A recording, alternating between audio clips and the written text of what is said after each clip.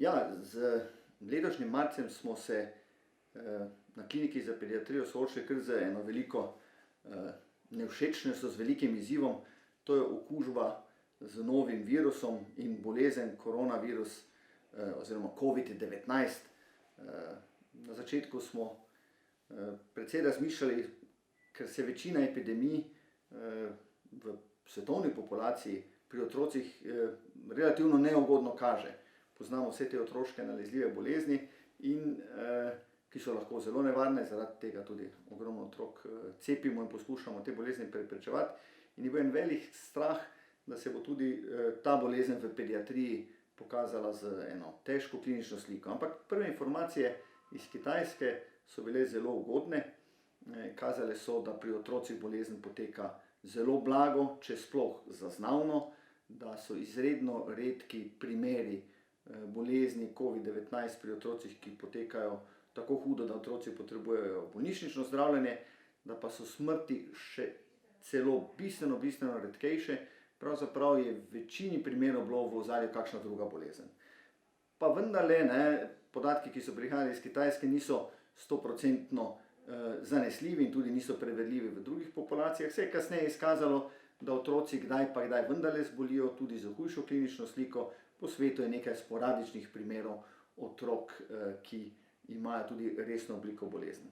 Vse skupaj je zelo neugodno izpadlo tudi v kontekstu tega, da se je bolezen pojavila v poznem zimskem, zgodnjem pomladanskem času, ko tudi sicer pri otrocih izredno dosti respiratornih obolenj. Končevala se je sezona gripe A, gripe B, zelo na vrhuncu je bila sezona okužb z respiratornim sincicijskim virusom, kasneje so se začeli pojavljati drugi virusi in je zelo težko ločiti, zaradi česa je otrok zdaj zbolel.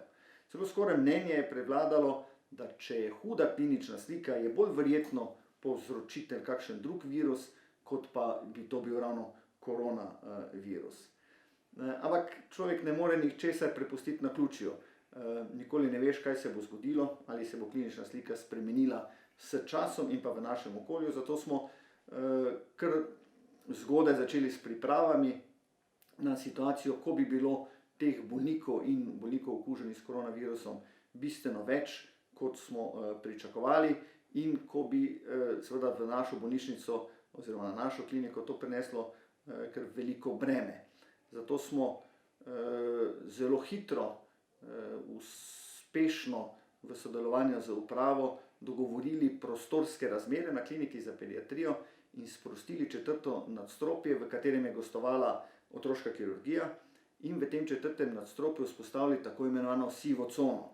To je del naše klinike, v katerega sedaj namestimo pravzaprav vse otroke, ki pridejo k nam, ki imajo respiratorne znake, torej znake okužbe dihal, ali pa kakšne druge težave. Vemo, da pri otrocih je klinična slika okužbe lahko malenkost drugačna, lahko se pojavljajo celo čisto nespecifične težave, kot so na primer bruhanje in driska, pa morda blago kašljanje in blagi znaki strani okužbe dihal, ali pa so to vročinski krči, ali pa kakšnakoli druga bolezen. Zato smo vse bolnike pravzaprav v zadnjih 4 tednih sprejemali preko 4. nadstropja, kjer je bila prej torej otroška kirurgija. To nadstropje imenujemo zdaj siva cona, in smo najprej poskrbeli za to, da je otrok negativen glede okužbe z koronavirusom, in šele kasneje smo ga potem, temu rečemo, sprostili oziroma premestili na druge oddelke, na oddelke, kjer bi tudi sicer otrok ležal, če bi imel to osnovno bolezen, pa rečemo zdaj vročinske krče, in če je bil starejši od 3 let, je bil pač nameščen na 3. nadstropje. To se nam je izkazalo za izredno dobro strategijo, ker smo na ta način obvarovali druge otroke, ki so že hospitalizirani, in pa kader pred morebitno okužbo. Je pa tudi res, da je frekvenca otrok v zadnjem času tako zelo majhna, da smo si to lahko privoščili. Pokazalo se je namreč tudi pri nas dejstvo, da otroci zelo redko zbolijo z koronavirusno boleznijo, in mi pri vsem trudu, pa zdaj ne morem reči, da smo razočarani, zelo veseli smo, ampak zaenkrat nismo našli nobenega otroka, ki bi bil pozitiven. Podobno velja tudi za druge ustanove v Sloveniji, za druge pediatrične ustanove, kar je zelo ugodno. Še vedno pa to ne pomeni, da se jutri ali pa morda že danes to ne bo zgodilo. In na vsak način si ne bi želeli, da bi vnesli okužbo z virusom na naš oddelek, predvsem pa ne med naše zaposlene.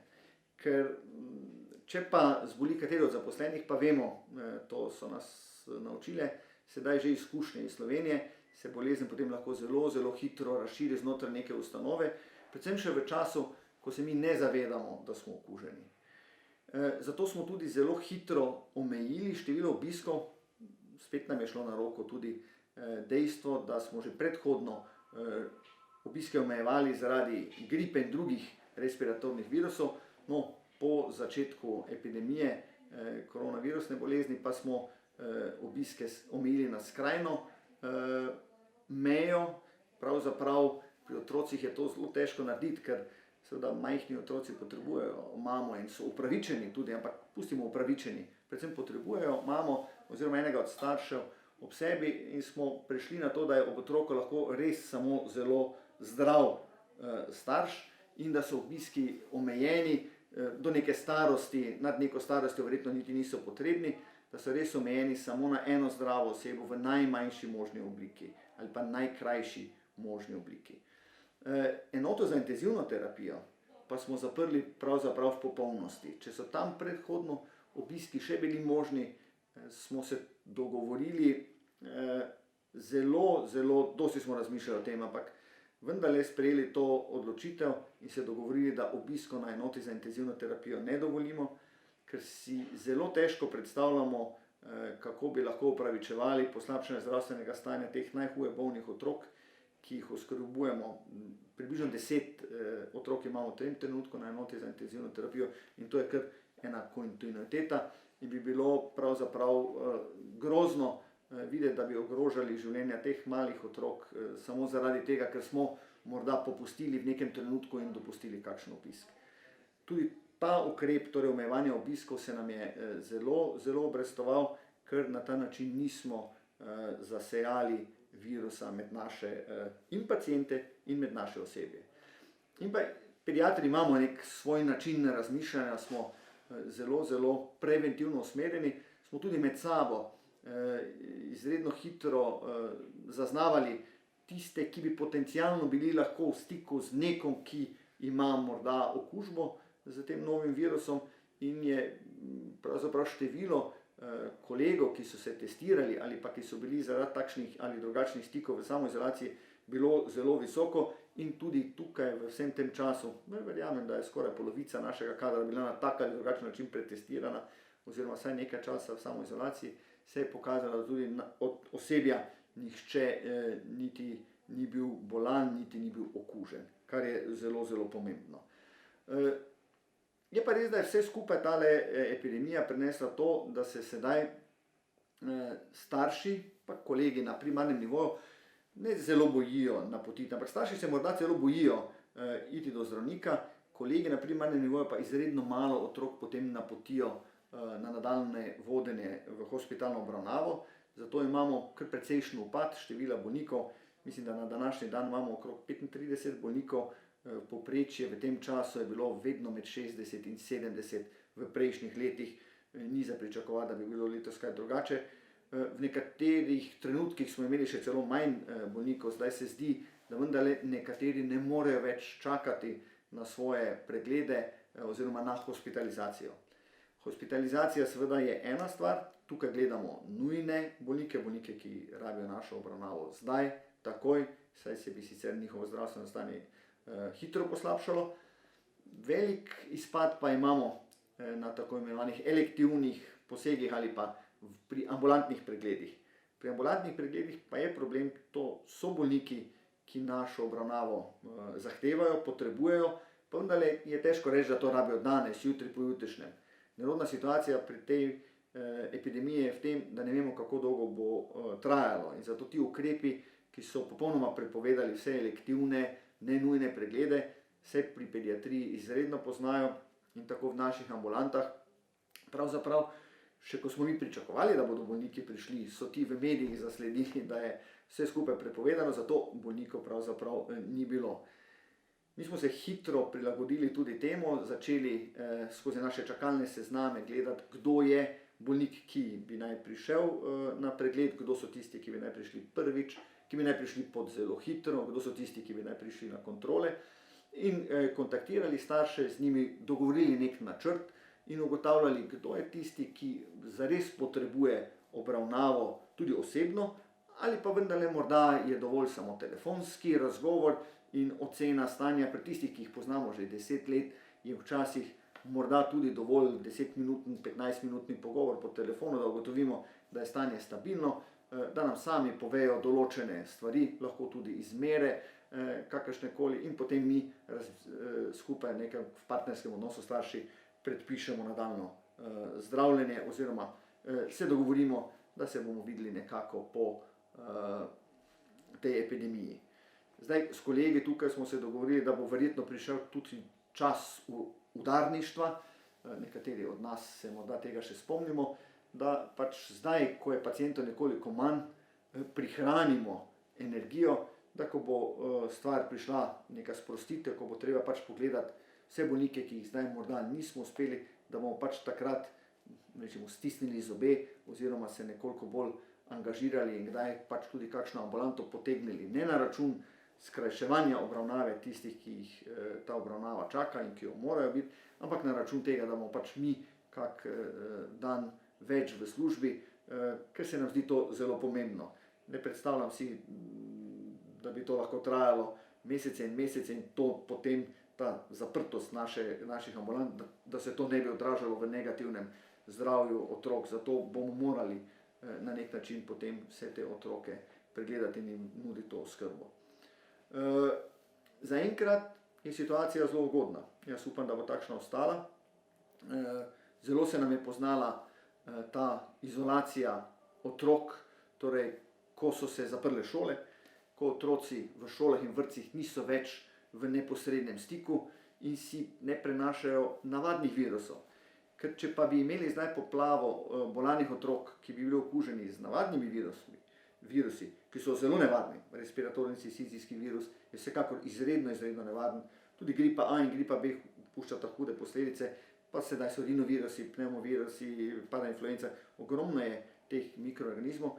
Če bi otroci sedaj se še naprej družili, bi mi imeli velik priliv teh otrok, potem pa med njimi ne bi znali razločiti, kdo so tisti, ki imajo morda okužbo s koronavirusom in kdo so tisti z navadnimi virusi, in potem bi se nam situacija precej zavasala, tako da so ti ukrepi, vsi kolektivni ukrepi, kumulativno prinesli za nas zelo ugodno situacijo, v kateri ni strahu, da bi se epidemija koronavirusa pri otrocih pokazala v hudi luči, kot se kaže pri odraslih, starostnikih in pa kot se kaže v nekaterih drugih državah. In jaz samo upam, da bo to vztrajalo in da se bo na tak način tudi končalo. Smo se pa ogromno naučili, smo tudi ugotovili, kje so nekatere pomanjkljivosti, izredno dobro smo se lahko organizirali, zato ker otroci ne zbolevajo dosti. S tampon cono v 4. nadstropju smo sprostili tudi kolege infektologe, tako da zdaj vse otroke prevzemamo nase, da se oni lažje posvečajo koronavirusni bolezni. In naučili smo se tudi tega, da je pač za zdravje treba skrbeti kolektivno, mi in starši ter otroci v nekem partnerstvu.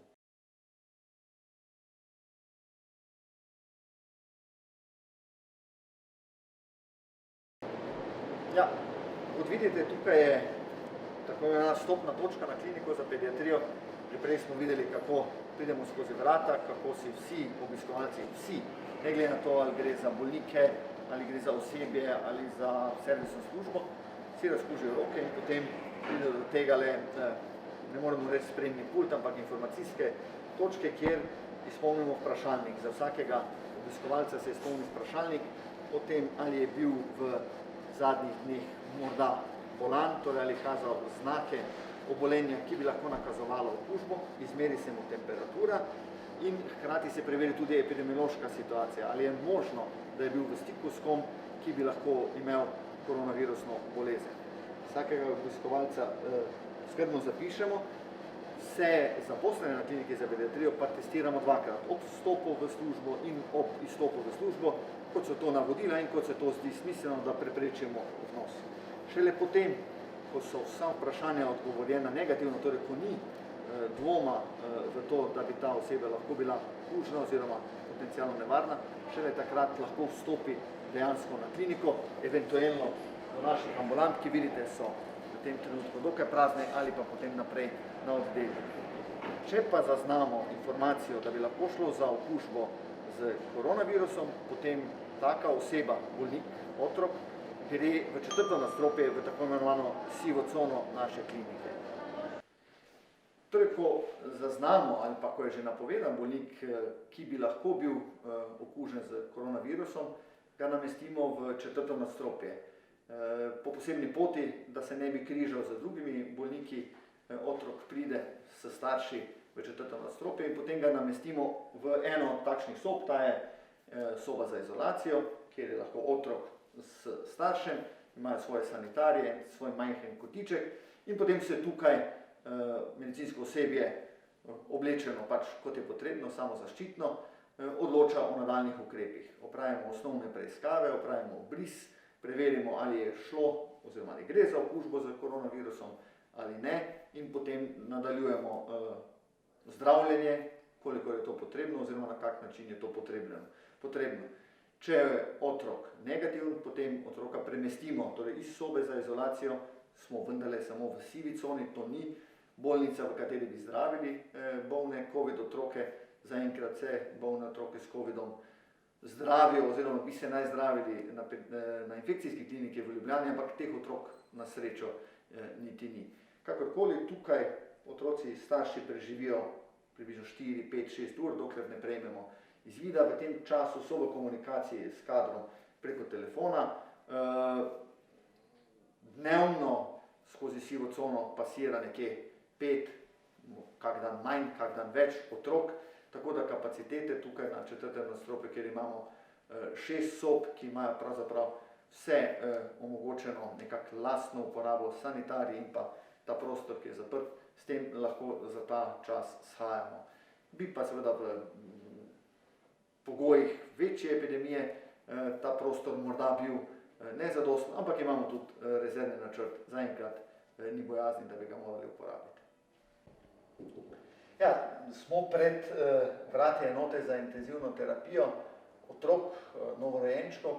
Tukaj hospitaliziramo najhuje bolne otroke od rojstva do 18. leta starosti in na eni strani imamo novorojenčke, nedonošenčke, tiste ekstremno nezrele otroke, ki pravzaprav ne bi preživeli brez pomoči inkubatorja in seveda brez pomoči naših sodelavcev.